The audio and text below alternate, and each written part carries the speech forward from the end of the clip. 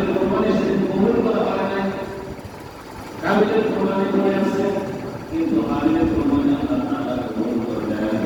এবার দুজনের মধ্যে আরো দূরত্ব সৃষ্টি হয়ে গেল, দুই ভাইয়ের মধ্যে দূরত্ব সৃষ্টি হয়ে গেল। আমার কোরবানি কবুল হয় নাই, হাবিলের কোরবানি কবুল হলো, এবং সমাজের মধ্যে আমি কিভাবে মুখ দেখাই, সমাজের মধ্যে আমি কিভাবে মুখ দেখাই। কারণ চিন্তা করবো আমি তো শেষ হয়ে গেলাম, ইজ্জত আমার শেষ হয়ে গেল। হাবিলের কোরবানি কবুল হয়, আমার কোরবানি কবুল হয় না।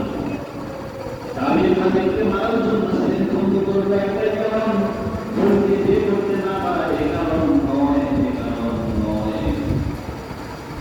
বন্ধু যে করতে পারে না এ দুঃখ নয়, সে হাবিলকে হত্যা করেছে একটাই দুঃখ, সেই দুঃখটা হলো তার কোরবানি কবুল হয় না, তার কোরবানি কি হয় না, কবুল হয় না। এই স্মরণে, এই লজ্জায় সে তার ভাইকে হত্যা কি করলো, প্ল্যান করলো, মেরে দিল। আল্লাহ তাআলা বলেন সেদিন আমি দুই ভাইকে আদেশ করেছিলাম যে কোরবানি করার জন্য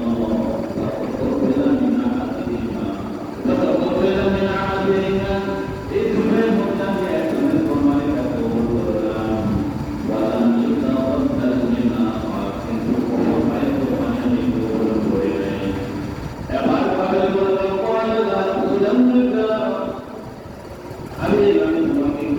আমি তোমাকে শেষ করে দেব, আমি তোমাকে হত্যা করে ফেলব। এবার ইন্নামা ইয়াতাকাব্বালুল্লাহু মিনাল মুত্তাকিন, আল্লাহ তাআলা বলেন শুনো, আমি সাধারণত কোরবানি কবুল করে যারা মুত্তাকি, যারা পরেজগার, যারা প্রকৃত রক্ষা আমাকে ভয় করে, তাদের পক্ষ থেকে আমি কোরবানি কবুল করি। মুত্তাকিদের কাছ থেকে আল্লাহ তাআলা কোরবানি কবুল করেন।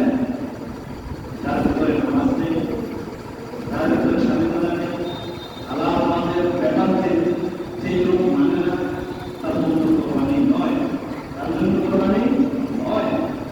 যে ব্যক্তি নামাজকেই রক্ষা করে না, কোরবানির সাথে কোরবানি দেয়া তো দেখানোর জন্য এইরকম সিস্টেম, এইরকম ইবাদতে আল্লাহ, এই ইবাদতের জন্য আল্লাহ কিছু আসে না। আল্লাহ তাআলা বলেন সেদিন হাবিল বলেছিল